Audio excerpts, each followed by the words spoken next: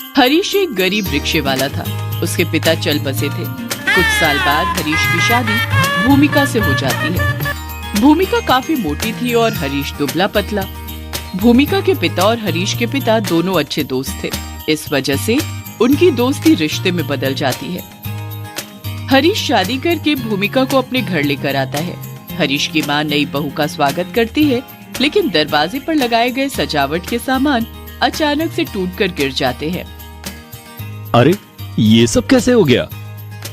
तभी घूंघट की आड़ से भूमिका बोलती है, इन पर मेरा हाथ पड़ गया था, इसलिए ये सब टूट गए। कि मेरे हाथ का वजन संभाल नहीं पाए। ओह, कोई बात नहीं, मैं इन्हें ठीक कर दूंगा, तुम टेंशन मत लो। मैं क्यों टेंशन लूंगी? मुझे तो सिर्फ एक ही बात की टेंशन होती है। कौन सी बात? खाने की टेंशन। मुझे बहुत भूख लगती है। मुझे हर थोड़ी थोड़ी देर पर कुछ खाने की आदत है। अब मुझे बहुत जोर की भूख लगी है, मेरे लिए जल्दी कुछ खाने को लाओ। घर के अंदर तो चलो, मैं तुम्हारे लिए खाने को लाता हूँ। तभी हरीश की माँ कहती है, क्या हुआ हरीश बेटा, तुम दोनों दरवाजे पर खड़े खड़े क्या बातें कर रहे हो? कुछ नहीं माँ, तुम्हारी बहू को भूख लगी है। अच्छा, तो मैं अभी बहू के लिए मिठाइयाँ लाती हूँ। मिठाइयों का नाम सुनते ही भूमिका के मुंह में पानी आ जाता है। सास मालती उसके लिए प्लेट भरकर मिठाइयाँ लेकर आती है। सारी मिठाइयाँ भूमिका अकेले खा लेती है। हरीश और मालती उसे देखते रह जाते हैं। मिठाइयाँ खाने के बाद अब जाके थोड़ी राहत मिली, लेकिन अभी भी मेरा पेट नहीं भरा है। पूरी सब्जी मिलेगी क्या? हाँ बहू, पूरी सब्जी भी है, तुम रुको, मैं अभी लाती हूँ।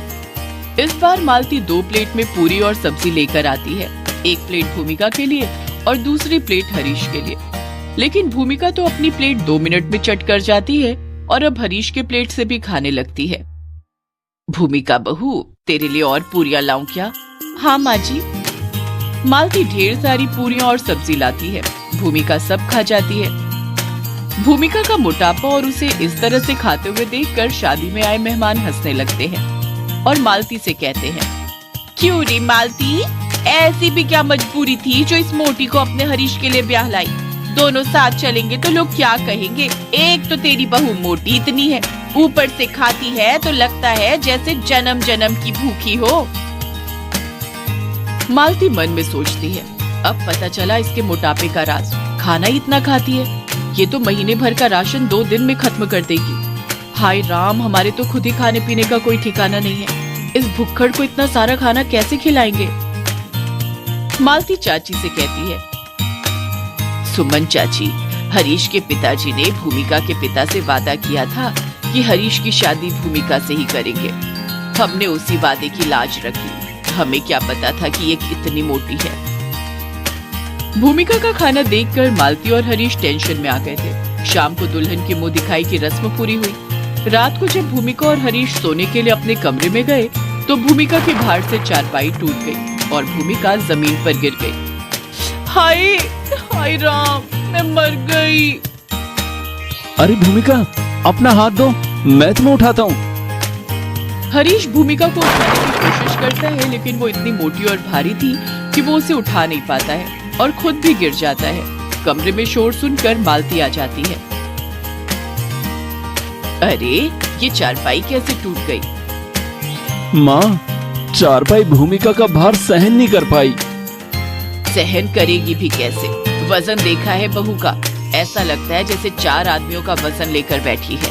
हमें पहले पता होता तो हम शादी ही नहीं करते। मालती गुस्से में बोलकर वहाँ से चली जाती है। भूमिका को मालती की बात बहुत बुरी लगती है। हरीश भूमिका को सहारा देकर किसी तरह से उठाता है और टूटी हुई चारपाई हटाकर अलग रख देता है। आज से हम दोनों जमीन पर ही बिस्तर बिछाकर सोएंगे। ठीक है। हरीश और भूमिका जमीन पर बिस्तर बिछाकर सो जाते हैं। दूसरे दिन भूमिका की पहली रसोई थी। भूमिका ने ढेर सारा खाना बना लिया। अरे बहू, इतना खाना कौन खाएगा? सारे रिश्तेदार तो कल ही चले गए थे। घर में सिर्फ मैं, तू और हरीश हैं। माँ जी, ये सारा खाना मैं खाऊंगी। मुझे हर थोड़ी थोड़ी देर पर खाने की आदत है। वो तो मैं तुझे देखकर ही समझ गई थी, लेकिन रोज रोज तुझे इतना खाना हम नहीं खिला सकते। तुझे पता है कि हरीश रिक्शा चलाता है उसकी कमाई इतनी नहीं है कि तुझे ढेर सारा खाना रोज खिला सके। तुझे अपने खाने की आदत कम करनी होगी। ठीक है माँ जी, मैं कोशिश करूंगी। उस दिन से भूमिका कोशिश तो करती कि वो खाना कम खाए, लेकिन उससे हो ही नहीं पाता था। उसे हर थोड़ी थोड़ी देर पर भूख लग जाती थी। कुछ ही दिनों में घर का सारा राशन खत्म हो गया। धीरे धीरे करके कुछ महीने बीत गए। हरीश जो भी कमा कर लाता भूमिका सब खाने पर खर्च कर देती। एक दिन हरीश काम से घर लौटा। माँ, खाना लगा दो, बहुत भूख लगी है।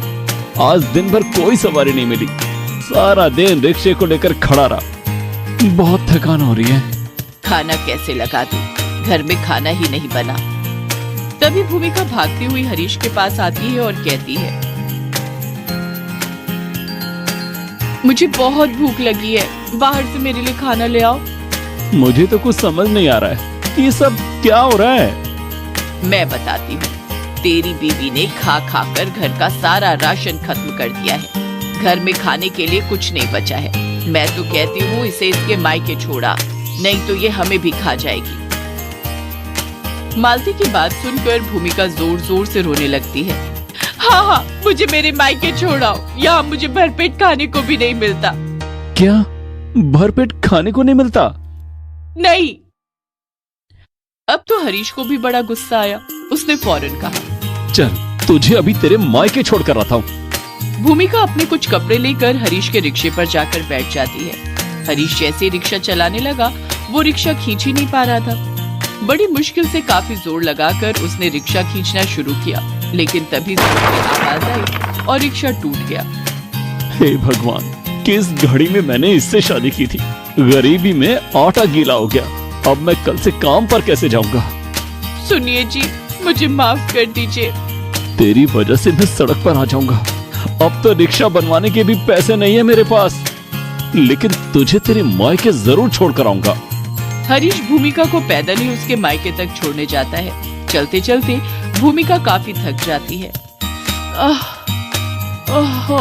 मैं थक गई हूँ, अब मुझसे नहीं चला जाता। गाड़ी कर लो जी। अब किसकी गाड़ी तोड़ना चाहती है? चुपचाप पैदल चल। किसी तरह दोनों चलते चलते भूमिका के घर पहुँचते हैं। भूमिका की माँ उन दोनों को देखकर बहुत खुश होती है। अरे भूमिका बेटी, अरे दामाद जी, आप दोनों इतनी रात में, आप दोनों पैदल क्यों आ रहे हैं? अपनी बेटी से पूछो। क्या हुआ भूमिका बेटी? भूमिका जोर जोर से रोती हुई कलावती के गले लग जाती है। माँ, मुझे वहाँ खाने को नहीं मिलता था। क्या क्या कहा? खाने को नहीं मिलता था? घर का सारा राशन खत्म करके कहती है कि खाने को नहीं मिलता था। अरे हमारे भूखों मरने की नौबत आ गई है। मेरा रिक्शा भी तोड़ दिया। अब मैं क्या करूंगा? क्या कमाऊंगा और क्या खाऊंगा? बेटी और दामाद को इस तरह से लड़ता हुआ देखकर कलावती सारा माजरा समझ जाती है। दामाद जी, आप परेशान मत होइए, पहले बैठिए, मैं आप दोनों के लिए खाना लगाती हूँ। कलावती बेटी दामाद को खाना खिलाती है और एक पोटली में मालती के लिए खाना बांधकर हरीश को विदा करती है। कलावती एक डॉक्टर के घर में काम करती थी। उसे एक उपाय सूझा।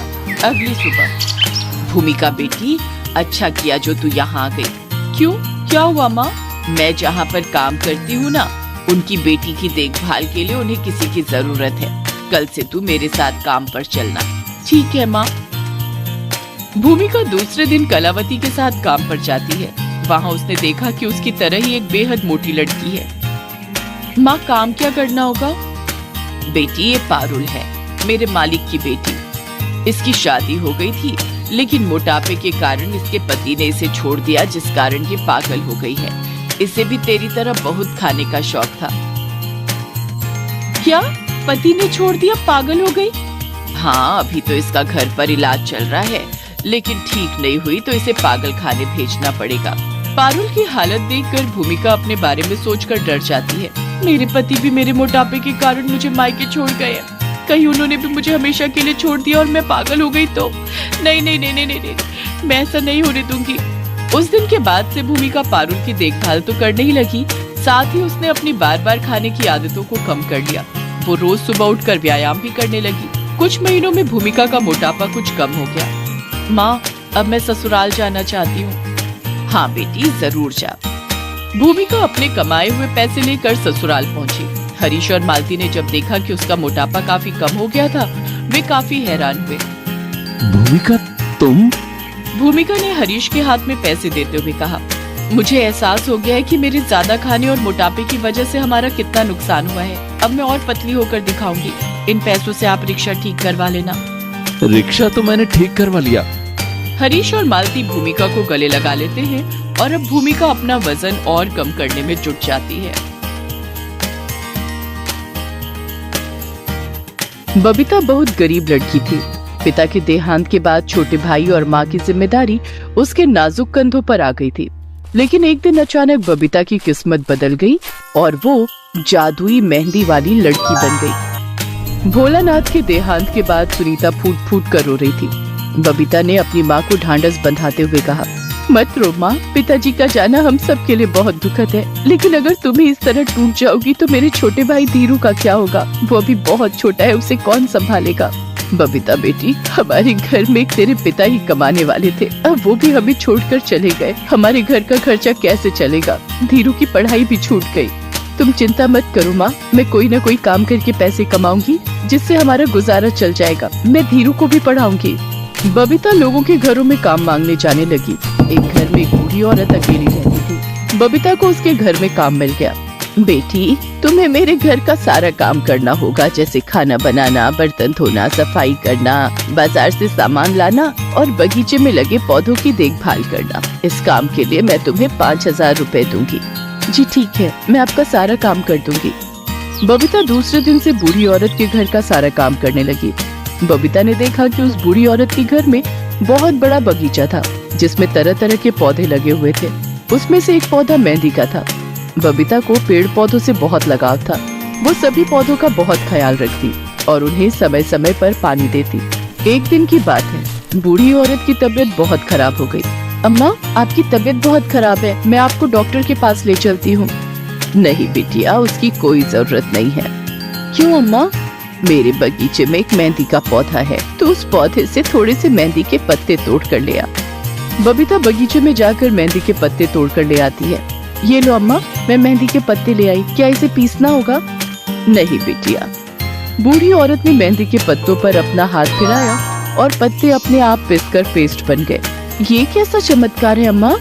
ये जादुई मेहंदी का पौधा है। इस मेहंदी को मेरे दोनों हाथों में लगा दे, मेरी तबीयत ठीक हो जाएगी। बबीता ने ऐसा ही किया। थोड़ी देर के बाद बूढ़ी औरत की तबीयत ठीक हो गई। अम्मा, ये मेहंदी का पौधा क्या कोई और जादू भी कर सकता है?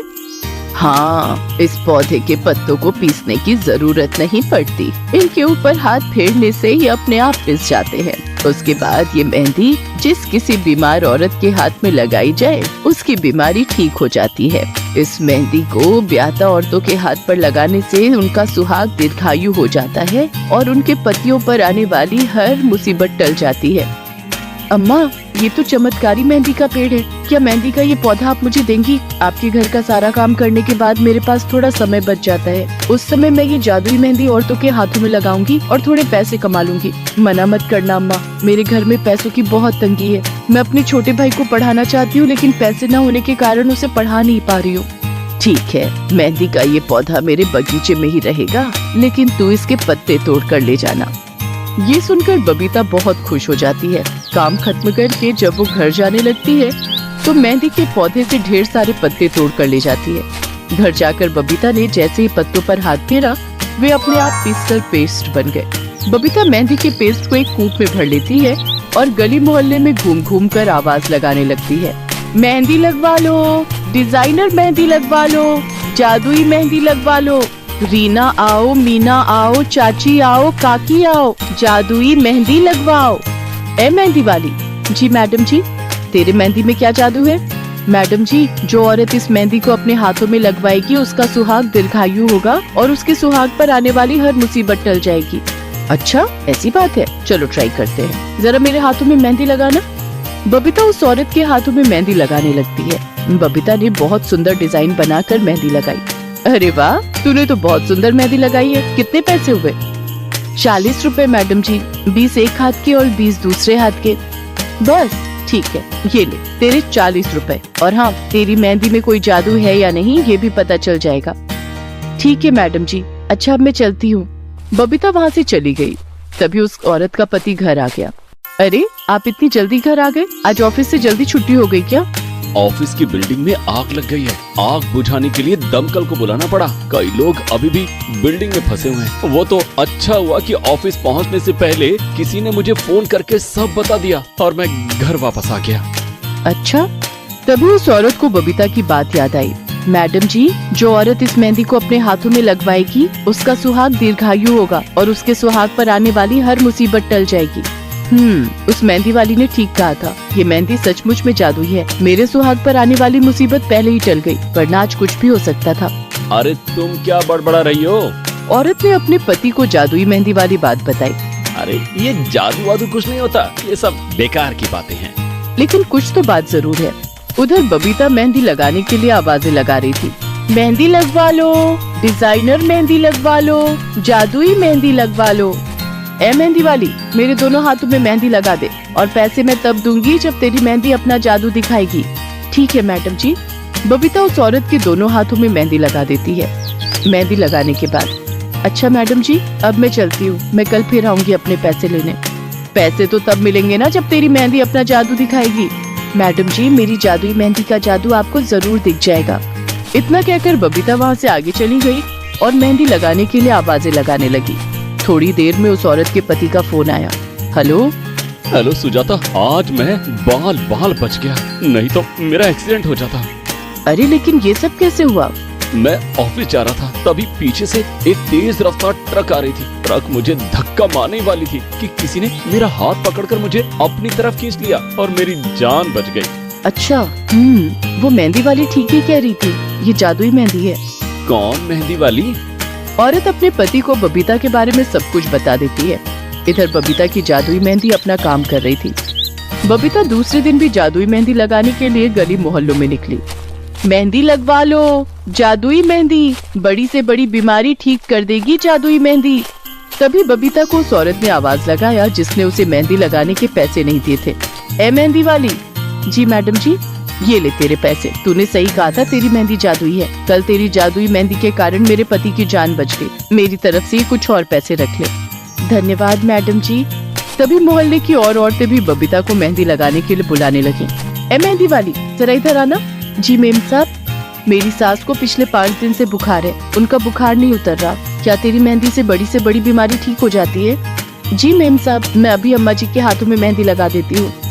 बबीता ने उस औरत की सास के दोनों हाथों में मेहंदी लगा दी और कुछ ही देर के बाद उसका बुखार उतर गया। अरे वाह, तेरे हाथों में तो जादू है। ये ले मेरी तरफ से 200 रुपए। डॉक्टर के पीछे हम इससे ज्यादा पैसे खर्च कर चुके हैं, लेकिन कोई आराम नहीं मिला। तेरी जादुई मेहंदी के कारण मेरी माँ जैसी सास की तबीयत ठीक हो गई है। धन्यवाद मैडम जी। अब पूरे शहर में बबीता और उसकी जादुई मेहंदी की चर्चा होने लगी थी। लोग उसे अपने घर बुलाकर मेहंदी लगवाते और उसे ज्यादा पैसे देते। इधर बबीता अपनी मालकिन के घर भी काम करती और बचे हुए समय में औरतों के हाथों में जादुई मेहंदी लगाती। औरतों ने उसे जादुई मेहंदी वाली लड़की के नाम से बुलाना शुरू कर दिया था। इसी तरह से धीरे धीरे दिन बीत रहे थे। जादुई मेहंदी के कारण बबीता की अच्छी कमाई होने लगी थी। उसने अपने छोटे भाई धीरू का नाम स्कूल में लिखवा दिया था। घर की आर्थिक हालत भी सुधरने लगी थी। तभी एक दिन अचानक बबीता की मालकिन का देहांत हो गया। माँ, मालकिन तो रही नहीं, अब मैं कहाँ काम करूँगी? सिर्फ मेहंदी लगाकर तो गुजारा नहीं हो सकेगा, मुझे फिर से दूसरों के घरों में काम मांगने जाना पड़ेगा। बबीता बेटी, अब तुझे किसी के घर पर काम करने की क्या जरूरत है? मालकिन के घर से वो जादुई मेहंदी का पौधा हमारे घर ले आ और यहीं लगा दे। मेरी मान तो तू अब सारा ध्यान मेहंदी लगाने के काम पर लगा। ठीक है माँ। बबीता ऐसा ही करती है। वो अपनी मालकिन के घर से जादुई मेहंदी का पौधा अपने घर ले आती है और अब फुल टाइम मेहंदी लगाने का काम करने लगती है। उसकी जादुई मेहंदी के कारण दूर दूर से औरतें उससे मेहंदी लगवाने आती। धीरे धीरे बबीता का मेहंदी लगाने का काम बहुत अच्छा चल पड़ा और उसकी अच्छी कमाई होने लगी।